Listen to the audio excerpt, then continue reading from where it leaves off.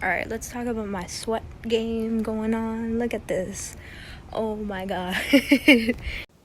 Hey, welcome back to the vlog. So this week, it's been kind of laid back at work, so I've been able to come home a little bit earlier than usual, which is nice and much needed. But I kind of wanted to share a little bit about changes, healthy habits and healthy changes I'm doing to become a better dancer, because since the whole quarantine, it really pushed me to work on bettering myself in all aspects of my life, and it finally gave me that push I needed to start doing all the Folklorico stuff I've been wanting to do for years now, literally since the 8th grade, but I never had the guts or confidence to do it until now. So I'm grateful for that in the midst of a lot of negativity.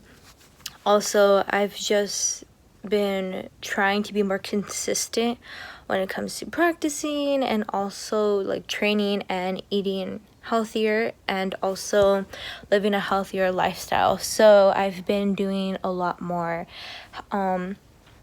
physical activities. So I've started hiking a little bit now with friends. We'll go for a little hike. I've also been trying to practice more when I have time during the week, just to get a good folklorico practice in, and also just slowly changing my eating habits to more nutritious and with food that's more fueling for a dancer. So I'm currently just making some frijoles, because if you know, you know. And I just wanted to start kind of documenting all this, because I am not the greatest dancer. I'm going to be honest straight up. I'm a pretty average dancer. I mean, there is room for improvement, but I don't necessarily want to go pro, but I do want to be in a well-run organization, because ultimately my goal is to become my own director.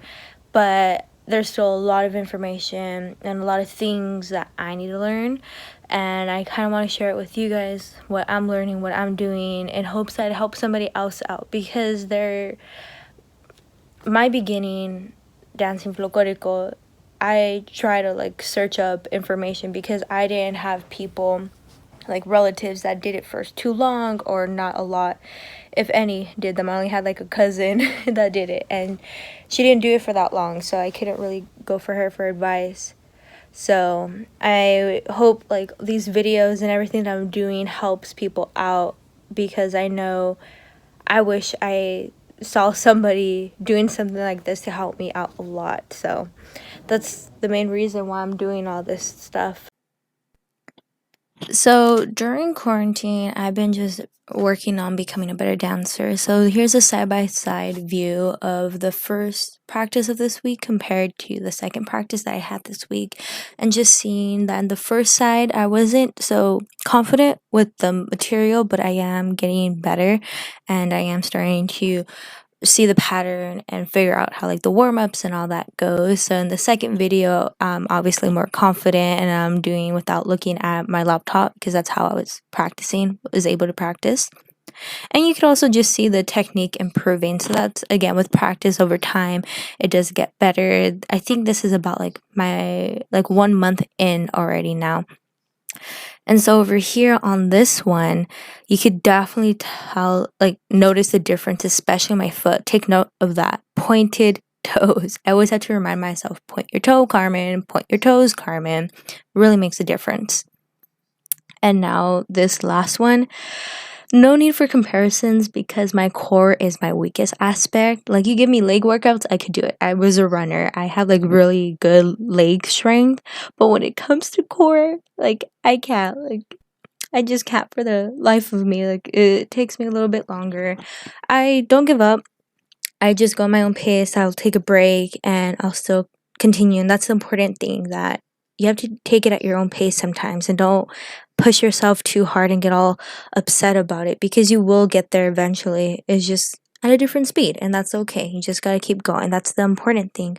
And I just wanted to share that. So though I didn't want to just share the perfect, polished, cleaned up final result, because in dance in general, that's kind of what we see, and we kind of feel like, oh, but I can't, like, venture into dance because all these people are absolutely amazing. They make no mistakes and they're perfect, but there's a lot of mistakes. There's a lot of sweat and tears, sometimes injuries that happen behind the scenes that we don't really get to see. And I just wanted to show that even after 3 years, this is how I am. And now over here, I have my lovely audience member, my loyal #1 supporter, my fan, Lola-chan. So she's just watching me. I'm currently going over some repertory that I haven't quite nailed down yet. There's a lot of repertory for this group that I'm a part of right now. So I'm just trying to catch up because they've met, like, obviously more than a month before. So I'm fairly new, and I'm just trying to get everything down and catch up as fast as I can. And of course, Lola's right there, being my coach, supporting me, motivating me. She's a real homegirl. Disclaimer: I know my work right now is kind of sloppy. I know I'm not smiling, and I know my stage presence is not the greatest right now. But normally, this is my process when it comes to learning repertory. Is at first, I try to figure out the zapateado, and once I feel comfortable with that, I'll incorporate the upper bodies, the skirt work movements, all the little details, the smiling, the gritos once I feel confident with it. So I know it's not the cleanest.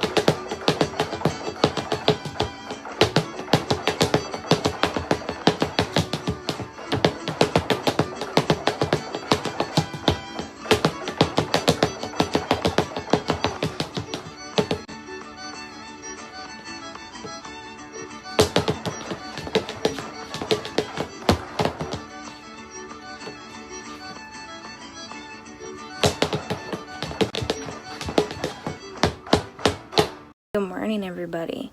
So today is our in-class practice. It's also our open house, so it's going to be live on Instagram and on Facebook, so I'll try to get the footage from there. And right now I'm currently getting ready because it's a live class, an open class, so it's a different type of structure. So I'm really excited. I'm kind of disappointed because I can't find the other pair of my sock. I did laundry last night, and you like lose socks, and then you manage to have one go missing. Well, one of them's MIA at the moment. I'm very frustrated because, yeah.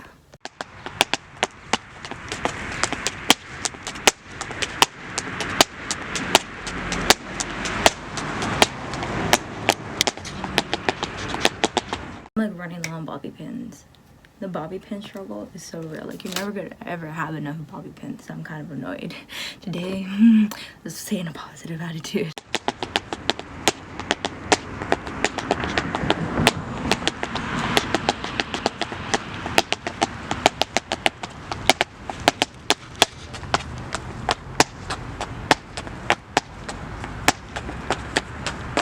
And then after I do my practice band, I always like to cover it with the scrunchie. Today I'm going in with my red one. It's just so cute. Right, so this is finished look, very simple, very quick. I am going to try to find that other sock, because if not, I'm going to be pretty sad. But other than that, look good. Look cute. I am sad because I can't find it. I'll just have to go back to Target and buy a whole bunch of pairs because I can't find the other pair. I don't understand how. I started with my laundry with both of them, and now I'm missing one of them. I don't understand. I'm gonna be heading out pretty soon, so it's even worse doing Target run right now. No, I don't have enough time. So before I go, I want to end the blog with some positive motivational stuff. I know with everything going on, a lot of groups haven't been able to meet. I've been fortunate enough to find a group that can meet and follow, of course, the standards of California, what is required in order to meet. And because we are a smaller group, it's a bit easier for us. But with that being said, if you truly do enjoy dancing, that nothing's stopping you from dancing at home. Just try to find a place with a lot of room if possible. Go in like your backyard or patio if you have one, or just go to the park and go on the grass to warm up and stretch. And hopefully you have some type of tarima where you could just practice the zapateado. It's not good to just be dancing on cement. You're gonna ruin your shoes and your knees over time. But we don't know how long this is gonna last. Just don't let that discourage you. Use this as this extra time as an opportunity to improve on technique, improve on your positivity and mindset, and just self-development, because we probably won't ever have a time like this ever again, and we need to use our time wisely and really just reflect back and think about what we could do that makes us happy in a time that's not so happy. So with all that being said, good luck on your dance journey, keep dancing, y adios.